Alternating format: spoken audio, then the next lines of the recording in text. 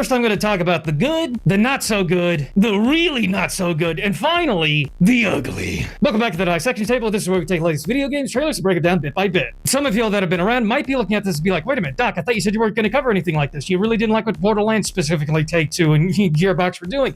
Well, yes, you're right, but I'll always be honest with you, and more importantly, I'll always be honest with myself. And yeah, when it came to the brand new trailer for Borderlands 4, it looks good. It definitely pulls on my nostalgia strings whenever it came back to the good old days of Borderlands 2. By that, I mean we get an amazing intro, more than likely based off what we've seen. Again, when it comes to the trailer, we have a good indication of the beginning of Borderlands 4, where we get captured. The reason being why we get captured by the main antagonist this time around, called the Timekeepers, because of what happened at the conclusion of Borderlands 3, when Lilith teleported Elpis, the moon of Pandora, to this brand new planet, Kairos. Naturally, the good guys, the Crimson Resistance, led by Ava. Ooh. Yeah, she's apparently the leader of the Crimson Resistance now. No, I'm not looking forward to her character. But anyway, the Crimson Resistance and our brand new Vault Hunters get sent over to this brand new planet that, according to Randy Pitchford, is this legendary planet, yet there's no mention or reference to it ever. But yeah, after the cataclysm, as it's called now whenever it comes to the lore of Borderlands, yeah, things are about to hit the fan. And to begin with, like I said, based off the trailer, it looks like the very beginning is, again, something very reminiscent. Something bad happens, and ultimately, well, yeah, something really bad happens, because we end up getting bolted. The Timekeeper, who's kept his home planet of Kairos hidden from all the known universe for thousands of years using the Veil being destroyed by Elpis, and he's managed to keep control of all of the denizens of Kairos by bolting them. These devices that are grafted both to the spine and the brain. Anybody who's bolted, effectively, they become a spying device for the Timekeeper. Anything with a bolt, anything they see or hear, he sees and hears. And then moving on, we probably more than likely get bolted, but we manage to escape, and this is probably very, very early on whenever it comes to Borderlands 4, because we see Claptrap here, who apparently more than likely has already been on Kairos for a little bit, probably after the destruction of Sanctuary 3, and after that ship being destroyed, that's probably how we got captured. But yeah, again, very early on, we see Claptrap throwing a can at Rafa right here. We also got a little bit of information and lore whenever it comes to basically this civil uprising, this war that's happening now in Kairos after the Cataclysm, and we get to see one of the factions on the planet, the Rippers. So Psycho Masks and all this other different bits and pieces of technology and debris fly down from Elpis down onto Kairos, and lo and behold, a character by the name of Callus right here, the leader of the Rippers. She ultimately forms her faction that people start ripping out their bolts in, but the whole entire process causes people to go a little psycho. You would think that this wouldn't put us at odds with the Rippers and Callus, their leader, but lo and behold, that's actually not the case. We actually are fighting her and the Rippers. I don't know why.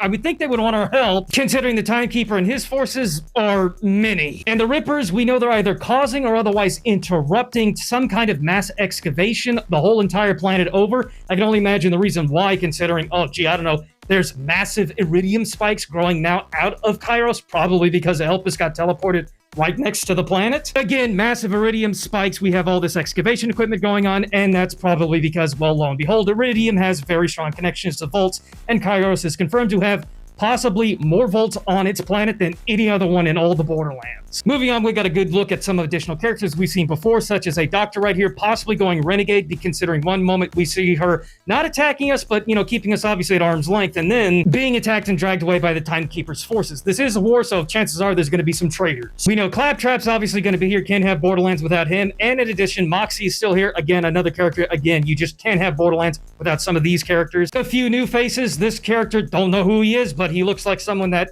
looks like he could probably go into a fight with Zero and come out on top. We've known this now for a little bit. Amara's returning, and with Amara will also be Zane. And interestingly enough, when it comes to Zane, look at that. Zane's munitions. Oh yes, one, I really would like to see us being able to have the opportunity to switch between different ammo types on the fly. And it's also nice to see Marcus get some competition in this business. So yeah, am I excited? Yes, I do like the Borderlands franchise. Don't get me wrong. But despite the excitement, the brand new, just bigger than life type of battles that are going to be coming our way, monsters, creatures, and new features in gameplay that we will only wish we had back in Borderlands 3, finally arriving right here in Borderlands 4. But yeah, this is still Gearbox, this is still Take-Two, this is still video gaming greed at its absolute finest. Perfect segue into example 1. The collector's edition of Borderlands 4. They have to be very specific with calling it a collector's edition. They can't say video game collector's edition. Why? Because there's no game in the collector's edition. $150 for a prop,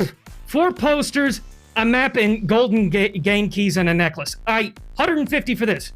Not worth it. And I love how Randy Pitchford and Gearbox, they will not just outright tell you, there's not a game in this. Everybody just naturally assumes there's going to be a game considering you're putting down $150 for this. But again, no game, and Randy Pitchford, Gearbox, nobody will outright tell you there's no game in this. They're just assuming, oh, maybe you'll just buy it and just assume it's going to be in there.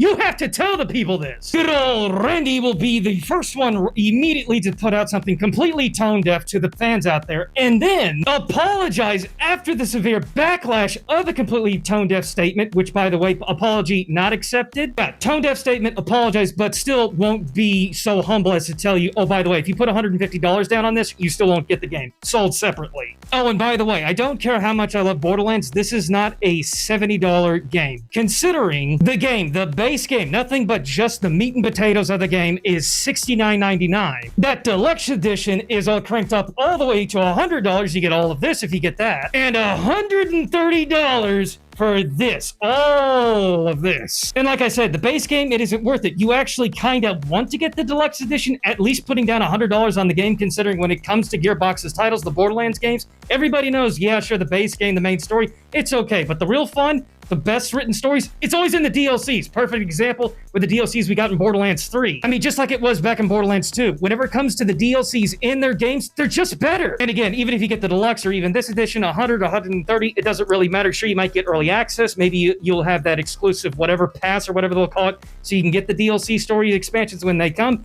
Nonetheless, we all know there's going to be even more coming down the pipeline eventually. So, and let's run down everything that Gearbox Take-Two, Randy Pitchford will all have access to because of the terms and the conditions of the brand new EULA. That includes, but not limited to, real name, usernames, email, address, phone numbers, IP address, age and gender, billing data. That was not too surprising because they need that to charge you for their, DLCs and whatnot. And device info, aka your hardware and your specs. Also audio and visual data, aka chat logs, chat recordings. Sensitive info, that also includes things like GPS location and passwords. Would you like my blood type with that? All that information as well, Mr. Pitchford? Looks like I'm not done with Borderlands just yet, because there's a lot more I need to say, but I'm almost out of time. If you guys enjoyed this, please make sure to give me a follow, like, and a comment, and hopefully I'll see you all in the next one, because now, like I said, I'm probably going to be breaking down Borderlands a little bit more. Again, please make sure to give me a follow, like, and a comment, and hope to see y'all in the next one.